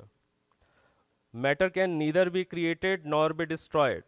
It may turn from solid to liquid and gas or directly to gas or vice versa. Medicinal plants, when inhaled in gaseous form, are more effective than when taken orally. The purpose is not to burn substances, rather it is to vaporize them. Thus they diffuse into the air and transform the air quality. When a yajna is performed with a cow's ghee and other purifying materials like samagri, it produces these gases. Just tell your child the name of the gases: ethylene oxide, propylene oxide, formaldehyde, beta-propiolactone, and acetylene. These gases can fight many diseases and remove mental tension. It is not only to spread fragrance, but to destroy the pollution. Incense sticks or flowers are not capable of driving the polluted air out of the house and letting the pure air in, which is an important function of yajna. Consists of medicinal herbs, antibacterial substances like giloy, brahmi, shankpushpi, nagakesar, dry ginger, nutritious substance. These are the material of samagri. A process by which plants make their own food. Now the question comes, generally people raise question, doing yajna, carbon dioxide is also produced.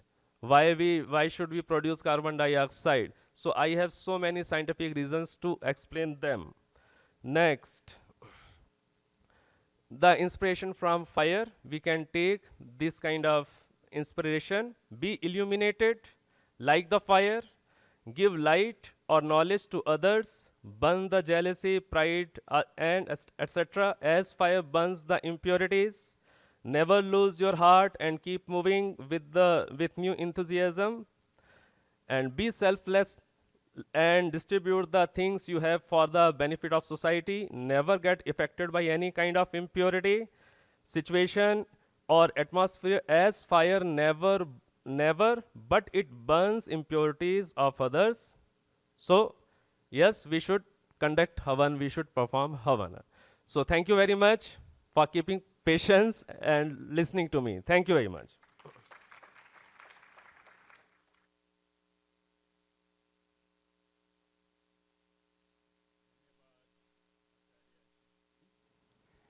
बहुत ही सुंदर शब्दों में आचार्य जी ने वेद का divine nature हमारे साथ share किया, और यज्ञ की या हवन की क्या महत्ता है और क्या साइंटिफिक रीजंस हैं उनको भी बहुत अच्छी तरह से एक्सप्लेन किया.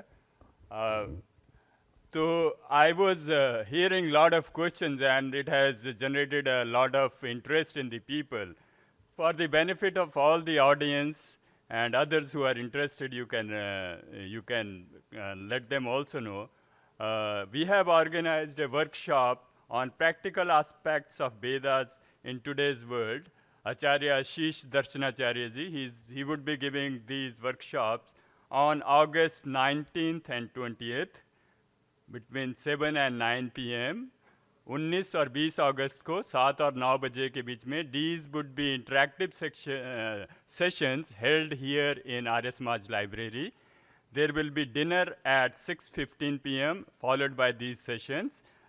So I am repeating, those who are interested, they can come back and ask all your questions. Every day he will be covering 4 topics, so you have 2 hours, 30 minutes. These are more interactive sessions, so you will get more time to ask your questions there. So I will request everybody to contact Bhushan ji for more details. And if you are not, you are welcome otherwise also. Just to make a heads count for the dinner and everything, it is good that I get a number or you give it to Bhushan ji so that we can arrange. Otherwise, you are more than welcome on 19th and 20th August, 7 to 9 p.m. here in the Arya Samaj Library. Could I have the announcement slides, please?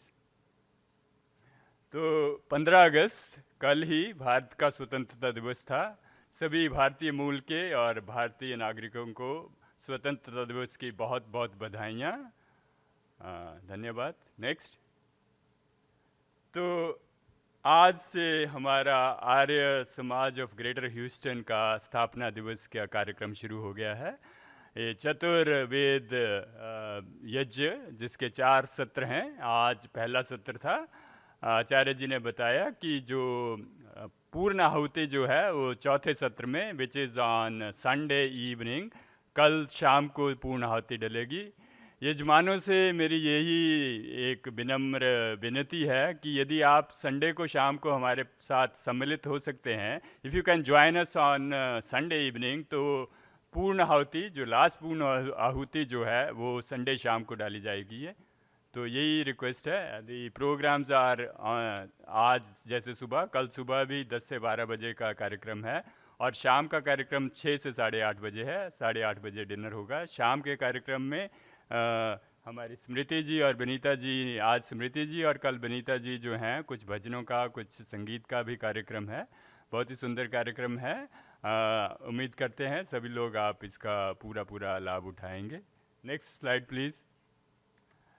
Topics of प्रवचन, I think that's the wrong title. तो अभी आचार्य आशीष दर्शनाचार्य जी ने बताया कि प्रवचन जो देंगे तब उधर बैठेंगे. These are the topics he will be talking on. तो these are the listed topics for the 4 sessions which we have here. So these are very interesting topics, and we are also arranging for the workshop. So try to make full use of Acharya Ashish Darshanacharya's presence here in Houston. Next, please. DAB Sanskriti School, ये हमारा Sunday school है. This is the Sunday school run by the RS Maj of Greater Houston, where we take kids from the school age kids, kindergarten to high school, where they learn about Indian culture, values. We also teach a lot of electives like Hindi reading, writing. Then we teach them Vedic math. We teach them music, tabla, yoga, so that the kids stay connected with our roots. So that is the major emphasis of DAB Sanskriti School. Ashutosh जी यहाँ पर हैं, और we have somebody sitting outside in the reception area. If you are interested and you have kids who are of the age group, school-going age, they can register for this Sunday school. This is run every Sunday, starting from 24th of this month. तो अगला Sunday जो आएगा उसको पहला दिन है ये DAB संस्कृति स्कूल का. You can register online. You can go to rsmajhouston.org and look for the information. You can download the forms. नहीं तो फॉर्म्स बाहर रिसेप्शन में भी रखे हुए हैं, और ये भर के आप आशुतोष जी को देख सकते हैं या संजय नैयर जी को दे सकते हैं. तो इसका भी ये पूरा फ़ायदा उठाइए. Next please.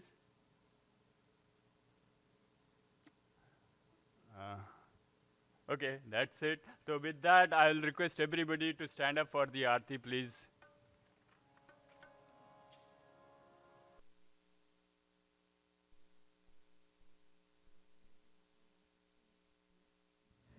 थोड़ा सा जल्दी आइए. 5:45 पे भजन होंगे, और मैं नहीं गाऊंगी, मेरे स्टूडेंट्स गाएंगे, इसलिए मैं चाहती हूँ कि आप ज़रूर सुनिए. स्मृति जी को तो हर संडे को सुन रहे हैं पिछले 6 साल से, कब तक सुने इनको. तो प्लीज़ आइए, कुछ नए चेहरे आपको सुनने को मिलेंगे आज भी और कल भी. विनीता जी के students, thank you so much.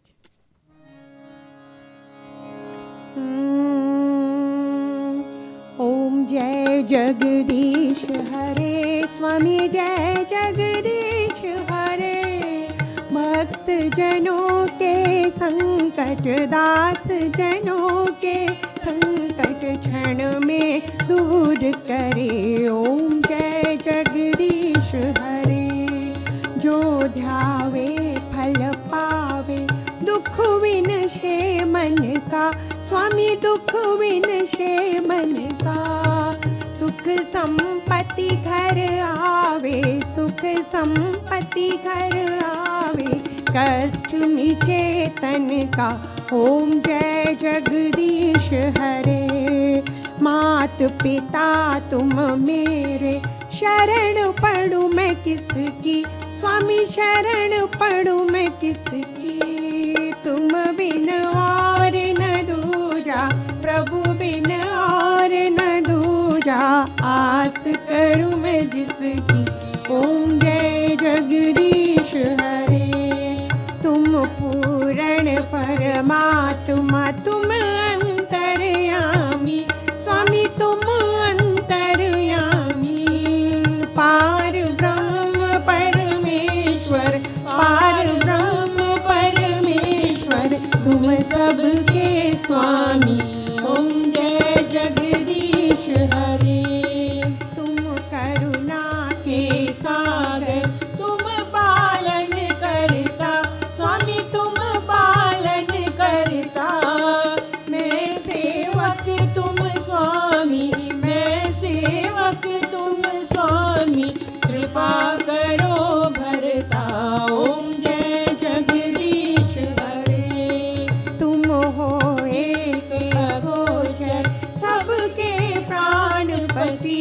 स्वामी सबके प्राण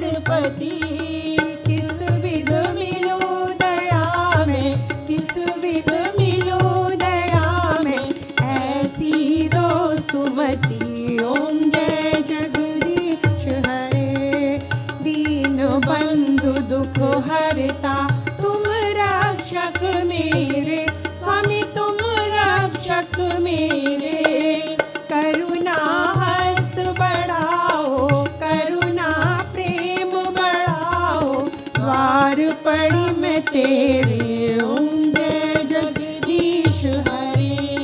विषय विकार मिटाओ पाप हरो देवा, स्वामी कष्ट हरो देवा। श्रद्धा भक्ति बढ़ाओ, श्रद्धा प्रेम बढ़ाओ, संतन की सेवा। ओम जय जगदीश हरे, जय जगदीश हरे, स्वामी जय जगदीश हरे। भक्त जनों के संकट, दास जनों के संकट, क्षण में दूर करे। ओम जय जगदीश हरे। सर्वे भवन्तु सुखिनः, सर्वे सन्तु निरामयाः, सर्वे भद्राणि पश्यन्तु, मा कश्चित् दुःखभाग् भवेत्। हे नाथ सब सुखी हो, कोई न हो दुखारी, सब हो निरोग भगवन, धन धान्य के भंडारी। सब भद्र भाव देके, सन्मार्ग के पथिक हो। दुखिया न कोई होवे, सृष्टि में प्राणधारी। दुखिया न कोई होवे, सृष्टि में प्राणधारी। ओम द्यो शांति अंतरिक्षगम, शांति पृथ्वी, शांतिरापा, शांतिरोषधया, शांति वनस्पतया, शांति विश्वे देवा, शांति ब्रह्मा, शांति सर्वगम, शांति शांतिरेवा, शांति सामा, शांति रेधि। ओम शांति शांति शांति। जो बोले सो अभय।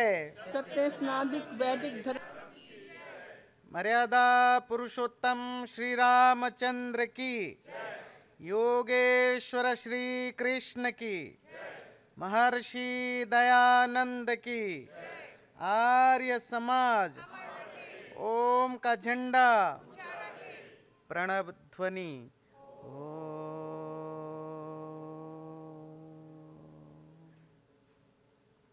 सबको सादर अभिवादन, नमस्ते।